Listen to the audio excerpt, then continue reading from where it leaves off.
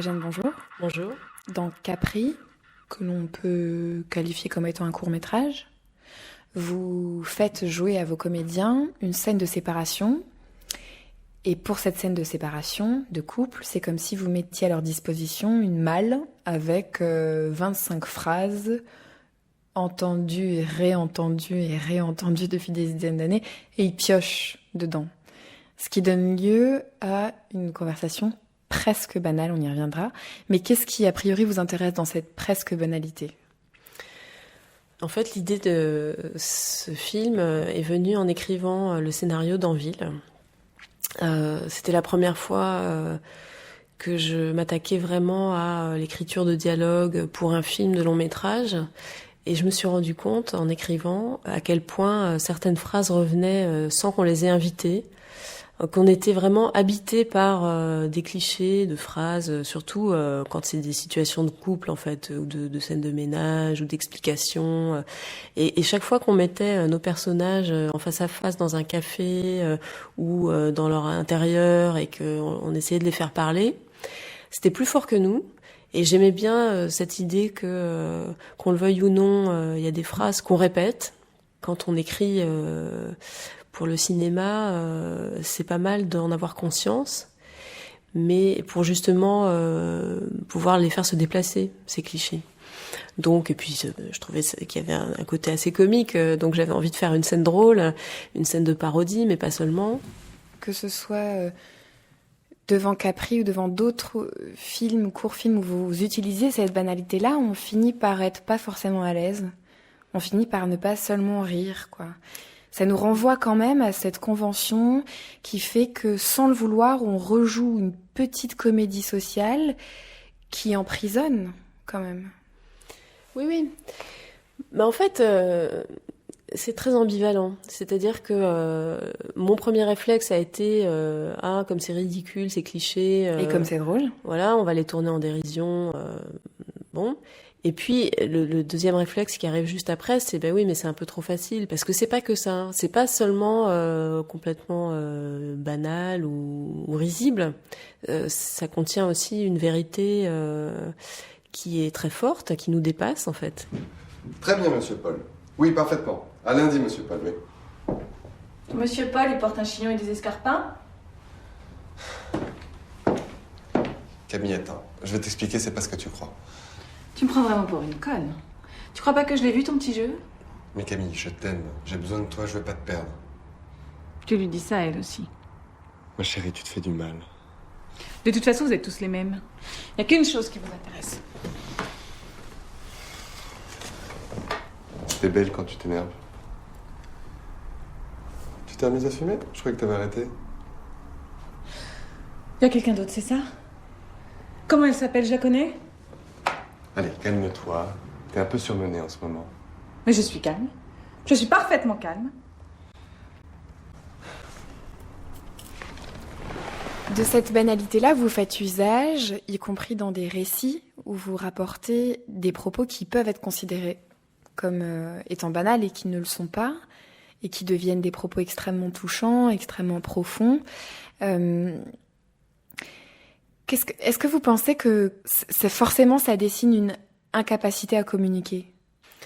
J'ai envie de dire que d'une certaine manière, oui, ça pointe une forme d'impossibilité à aller plus loin, à dire les choses, à être personnel dans des propos qu'on aimerait, qu'on rêverait peut-être de pouvoir avoir.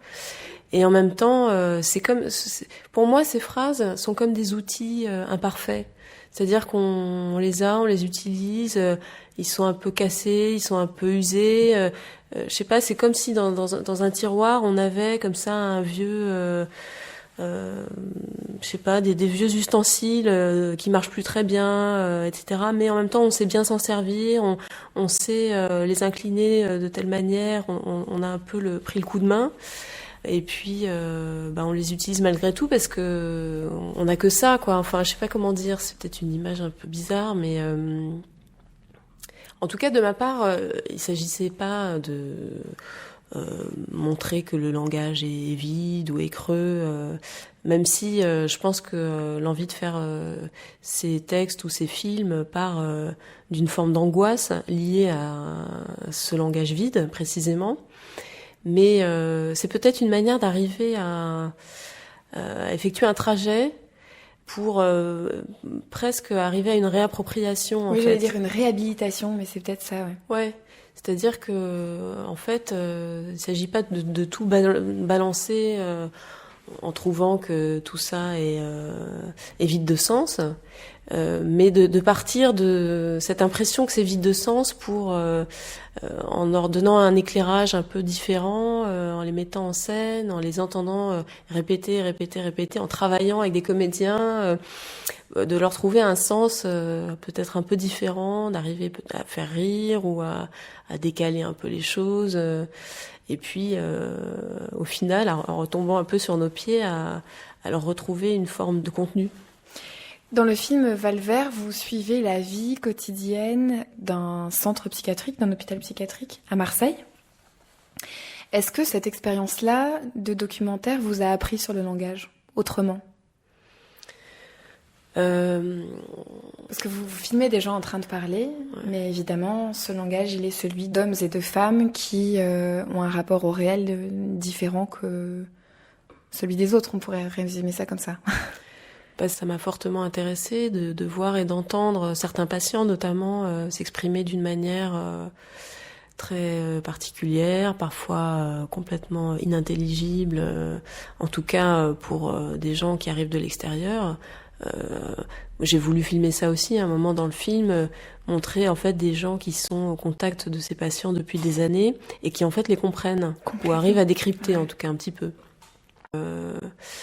Ça m'a fascinée même, je pourrais dire, d'une certaine façon, parce que on n'arrivait pas toujours à communiquer évidemment avec ces gens, mais quelque chose se passait.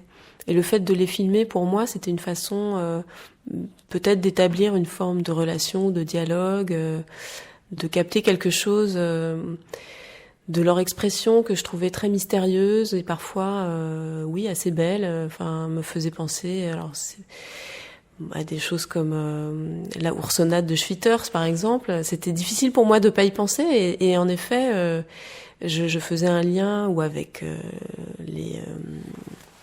les enregistrements d'Antonin Artaud, cette puissance comme ça de la voix d'Artaud qui parle des centres américains avec des poussées suraiguës comme ça. Et on sent en fait une fascination égale à l'égard du langage, appliqué aussi bien aux phrases de la vie courante, de conversation ou pas conversation avec votre père, et voilà, des personnes dans ce centre-là qui essayent de se débrouiller avec la vie, avec le réel, avec leurs fantasmes, avec leur psychose, quoi.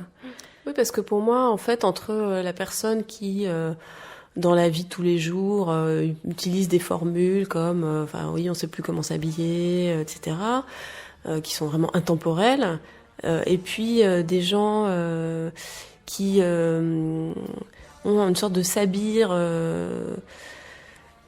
si singulier, que les gens n'arrivent pas vraiment à comprendre, etc. Il n'y a pas tellement d'éloignement ou en tout cas de hiérarchie en fait. C'est-à-dire que c'est aussi une manière d'essayer d'aller vers les autres, sauf que elle est peut-être beaucoup plus surprenante et moins socialement admise. Voilà, exactement.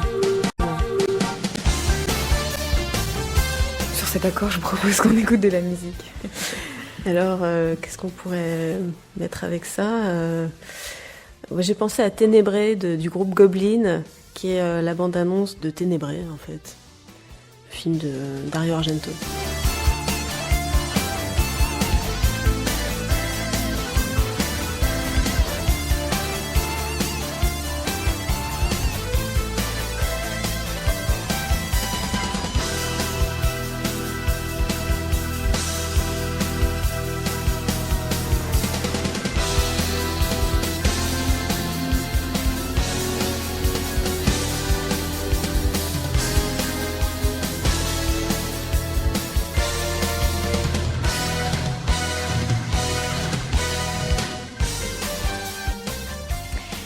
6h16 sur France Culture. Armand Robin, c'est une